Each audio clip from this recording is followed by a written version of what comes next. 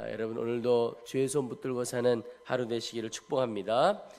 오늘 본문의 말씀은 이 바벨론에 대한 하나님의 경고에 대한 말씀입니다. 오늘 1절에 보면 해변 광야에 관한 경고라 그렇게 말씀하고 계셨는데, 바로 이 해변 광야가 어디를 말하냐면 바로 바벨론을 의미합니다. 이 바벨론은 아수르의 위협 앞에서 이스라엘이 의지하던 나라 중에 하나였습니다. 그러니 강대국이라고 말할 수 있죠. 그런데 그렇게 강하던 바벨론이 오늘 2절에 보면 엘람이라고 하는 나라, 또 메데라고 하는 나라에 의해서 아주 혹독하게 멸망하게 될 것에 대해서 말씀하고 계십니다. 그런데 이 엘람과 메데가 어떤 나라냐면 바로 이 바벨론과 함께 동맹을 맺었던 나라입니다. 그래서 아수르에 맞섰던 나라이기도 한데, 그런데 오히려 이 엘람과 메대에 의해서 바벨론이 어려움을 겪게 됩니다. 그런데 그 어려움이 얼마나 비참하고 혹독했느냐 하면 이사야가 그것을 환상으로 보게 됩니다. 그런데 그것이 얼마나 혹독하고 비참했으면 3절에 보면 이사야가 나의 요통이 심하여 해산이 임박한 여인의 고통 같은 고통이 나를 엄습했다. 이렇게 여러분, 우리가 어떤 일에 대해서 듣고 보기만 해도 막 두렵고 떨림이 있을 수가 있죠. 이사야가 꼭 같이 그런 경험을 하게 된 것입니다. 그런데 오늘 2절 말씀에 보면 속이는 자가 속이고 약탈하는 자가 약탈하도다, 이런 표현이 나오는데, 이전에 이 바벨론이라고 하는 나라가 다른 나라와 다른 민족들을 약탈하고 속이는 자였습니다. 그런데 이제는 이 바벨론이라고 하는 나라가 오히려 약탈당하는 나라가 되고 속임을 당하는 나라가 되었다라고 하는 것입니다. 그러면서 오늘 이 바벨론에게 임하는 어떤 재앙, 심판이 어떤 것이냐, 오늘 1절에 보면 적병이 광야에서 두려운 땅에서 네겝 회오리 바람같이 몰려왔도다. 여러분, 이 네겝이라고 하는 곳은 이스라엘 가나안의 남부 지역의 광야를 말합니다. 그곳에 이 바람이, 뜨거운 모래바람이 얼마나 순식간에 불고 갑자기 몰려옵니까? 그러니까 이스라엘 사람들에게 네겝 회오리 바람이라고 하는 이야기를 들으면 딱 마음에 오는 것입니다. 갑자기 휘몰아치는 그런 바람이구나. 여러분, 이 재앙과 심판이 갑자기 또 무섭게 들이닥치는 특징을 그대로 가지고 있습니다. 그런데 이 심판의 경고 미리 다 주어지죠. 그러나 심판과 재앙의 경고를 받는 사람들이 들어도 잘 깨닫지를 못합니다. 오늘 5절에 보시면 그들이 식탁을 베풀고 파수꾼을 세우고 먹고 마시도다. 너희 고관들아 일어나 방패에 기름을 바를지어다. 지금 하나님의 경고가 옵니다. 심판과 재앙의 경고가 오는데도 식탁 베풀고 파수꾼 세우고 먹고 마시는 겁니다. 그냥 자기들 살아갈 거 사는 거죠. 꼭 성경에 보면 노아의 때가 생각이 납니다. 홍수의 경고가 있음에도 불구하고 그들이 먹고 마시고 장가가고 시집가던 때, 그때가 바로 노아 시대였죠. 지금 하나님의 심판 앞에 그렇게 살아간 겁니다.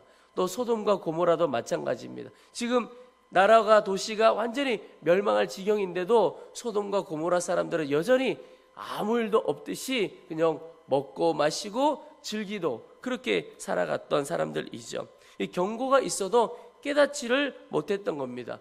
여러분, 그러니 깨닫지 못하니까 재앙이나 심판이 너무나 갑작스럽게 느껴지는 것입니다. 그러나 깨어있는 사람은 다릅니다. 늘 깨어있는 사람은 경고나 징조를 보고 압니다. 때가 가까웠구나. 지금 이 시대가 어느 때인가. 그래서 그에게는 갑작스러운 재앙이나 심판이 절대 갑작스러운 것이 아닙니다. 이때가 하나님께서 일하실, 하나님께서 심판하시고 재앙하실 바로 그때이구나 아는 겁니다. 여러분, 그래서 우리가 깨어 있어야 하는 것입니다. 신랑을 맞이하는 신부처럼 늘 깨어 있고 준비해야 하는 것입니다. 그래서 저는 말씀을 준비하면서 깨어 있다는 것이 무엇인가? 그것은 바로 우리가 우리 안에 계신 성령님께서 보여주시는 대로 주님의 마음으로, 주님의 눈으로 보는 것, 그것이 깨어 있는 것입니다. 어떤 사람을 향하여, 이 시대를 향하여도 깨어 있는 사람. 여러분, 이 시대를 살아가면서도 어떤 이들은 정말 소돔과 고모라 때처럼, 홍수 때처럼 다 그냥 먹고 마시고 즐기고 그렇게 살아가죠. 그런데 어떤 이들은 지금이 마지막 때라고 기도하고 하나님의 역사를 소원하는 사람들도 있습니다. 어떤 차이가 있을까요? 주님의 마음으로 보는 겁니다. 주님의 마음으로 보니까 이 시대는 너무나 어둠에 쌓여 있고 깨어 있어야 하고 기도해야 할 때이구나 하는 것을 보는 것이죠. 여러분, 우리가 어떤 사람을 향하여도 우리의 인생 이 시대를 향하여도 주님의 눈으로 바라볼 수 있게 되기를 축복합니다. 그게 깨어 있는 것입니다. 또 하나, 말씀으로 살아가는 삶이 준비하는 삶이요 깨어 있는 삶입니다. 이 시대에 그냥 내 뜻대로 살아갈 것이 아니고 정결하고 거룩하게 살아가야 하고, 또 말씀이 용서하고 사랑하라고 했으니까 용서하며 사랑하며 살고 복음 전하며 사는 것이구나. 이제 얼마나 우리에게 더 용서하며 사랑하며 복음 전하며 살아갈 기회가 우리에게 주어졌는지 알지 못하는 것입니다. 그 기회가 순식간에 끝나게 될 수도 있겠구나. 여러분, 오늘 하루 살아가는 모든 순간순간에 주님 깨어있기를 원합니다. 주님의 마음으로 보게 하시고 또 주의 말씀대로 살아갈 힘을 우리 가운데 주시옵소서. 이것이 오늘 첫 번째 기도입니다. 또 하나, 오늘 이스라엘이 의지하던 나라들에 대한 경고의 말씀이 이사야서에서 계속 되어지고 있습니다. 애굽에 대한 경고도 주셨고 오늘은 바벨론에 대한 경고를 주십니다. 근데 이 9절 말씀을 함께 보십시오. 보소서, 마병대가 쌍쌍이 오나이다 하니 그가 대답하여 이르시되 함락되었도다 함락되었도다 바벨론이여, 그들이 조각한 신상들이 다 부서져 땅에 떨어졌도다 하시도다. 여러분, 바벨론이 함락되고 무너지는 때가 오는 겁니다. 그들이 조각한 신상들, 우상이죠. 그들이 섬겼던 모든 것들 다 부서지고 땅에 떨어지는 때가 오게 됩니다. 여러분, 며칠간 계속해서 하나님께서 이사야서를 통해서 주시는 말씀이 무엇이냐면, 이스라엘이 그렇게 의지하고 붙들던 나라 결국은 다 무너지게 된다 하는 말씀을 계속 우리에게 주고 계십니다. 여러분, 이 사실은 우리에게 다시 한번 붙들어야 할 것이 있는데, 우리 신앙생활의 본질이 무엇이냐? 두 가지입니다. 하나님의 통치 아래 내가 완전히 있느냐, 나의 삶을 온전히 주 앞에 드렸느냐, 주님께서 내 삶이 온전히 왕이신가 하는 것입니다. 그리고 또 하나는 왕이신 주님을 내가 온전히 의지하며 살아가는가. 여러분, 신앙생활은 내 삶의 모든 통치권과 소유권, 의사결정권 주 앞에 드려서 주님이 다스리시도록 하는 것이고, 또 그 주님께 나를 온전히 맡기며 의지하는 것입니다. 여러분, 교회도 성도도 이 세상도 하나님의 다스리심 아래에 있습니다. 온전히 하나님께서 다스리시는 나라, 그게 바로 하나님의 나라이죠. 애굽도 바벨론도 강성해 보이고 그래서 교만했습니다. 그리고 그 나라가 영원할 것 같았지만 결국은 주님의 손 아래에 있었고 주님의 다스리심 아래에 있었습니다. 이 성도의 행복도 또 어디에 있느냐? 주님의 다스리심 아래에 있을 때 성도가 행복합니다. 부흥이 무엇이냐? 진짜 부흥은 주님께서 온 세상을 왕으로 다스리시는 것. 가정도 교회도 그렇습니다. 이게 가정의 부흥은 어디 있느냐? 온 가족들 한 사람 마음을 주님께서 온전히 다스리시는 것이죠. 온 땅에 우리가 주의 통치가 임하기를 위해서 기도하는 것입니다. 그것이 부흥을 위하여 기도하는 것이죠. 예수님을 믿는다는 것은 교회 다니는 수준이 아니고 나의 소유권과 의사결정권을 맡겨드려서 주님이 온전히 나를 통치하시도록 하는 것입니다. 그리고 왕 되신 주님만 의지하는 것이죠. 이스라엘이 어리석었습니다. 무엇이 어리석었느냐? 의지할 분이 그들에게 있는데 다른 데서 의지할 대상을 찾았습니다. 여러분, 오늘도 우리도 지혜롭게 살아가기를 축복합니다. 지혜로운 성도가 어떤 성도입니까?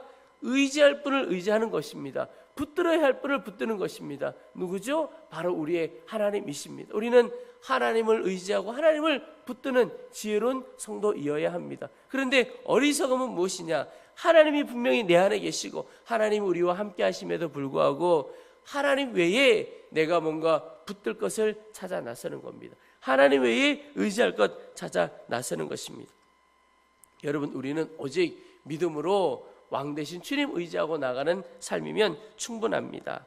이방의 침략을 받았던 여호사밧 왕이 있었죠. 그런데 이 여호사밧 왕에게 하나님께서 너에게 놀라운 일을 할 것이다. 너는 잠잠히 주의 구원을 보라. 그 말씀을 주셨을 때 그는 주님을 믿는 마음으로 했던 것 하나가 뭐냐면 찬양대 조직하고, 그리고 그 전쟁의 맨 앞에 찬양대가 앞세워서 그저 찬양하고 감사했습니다. 놀라운 일이죠. 정말 믿음을 그대로 나타내고 주님 의지하는 것을 보여준 것입니다. 근데 정말 그 가운데 주님께서 역사해 주셔서 이 쳐들어왔던 연합군 사이에 분열이 일어나고 결국 그들이 서로 싸우다가 다 무너져 버렸습니다. 그것은 우리의 통치권을 주님께 올려드리고 주님을 왕으로 인정하고 살아가고, 그리고 주님만 의지하게 될 때 주님이 친히 일하신다는 것을 보여주는 것입니다. 여러분, 오늘 하루도 우리의 삶에 풀어야 할 문제들, 넘어야 할 산들 여러 가지가 있을 것입니다. 그러나 그 모든 일 가운데 주님 다스려 주시옵소서. 주님이 모든 일에 주님만 의지하며 나아갑니다. 그렇게 기도하시고 주님 의지하며 나아가 보시길 바랍니다. 그래서 오늘도 우리의 삶에 내 힘으로 살아가는 것이 아니라 주님이 역사하시는 그 현장을 다들 경험하게 되고 그 간증이 우리의 간증이 되기를 주의 이름으로 축복합니다. 여러분, 우리가 붙들 것은 바벨론이 아니고 하나님 그분이십니다. 우리 이제 말씀을 붙들고 기도하겠습니다. 하나님, 하나님의 재앙과 심판의 때에 우리가 깨어있는 삶을 살기를 원합니다. 그래서 모든 순간에 주님의 눈으로 보게 하시고 말씀대로 살아가는 자가 되어지도록 주님 저희들을 사로잡아 주시옵소서 기도하겠습니다. 우리 두 번째는 하나님, 왕 되신 하나님, 하나님 그 앞에 우리의 소유권, 의사결정권, 통치권을 온전히 올려드리기를 소망합니다. 오직 그 언제나 주님만 의지하며 살아가게 하셔서 주님의 역사를 경험하는 삶을 살도록 도와주시고 오늘도 저희들의 삶에 주 예수님께서 친히 역사하여 주시옵소서. 우리 주의 이름을 한번 부르고 간절한 마음으로 함께 기도하겠습니다.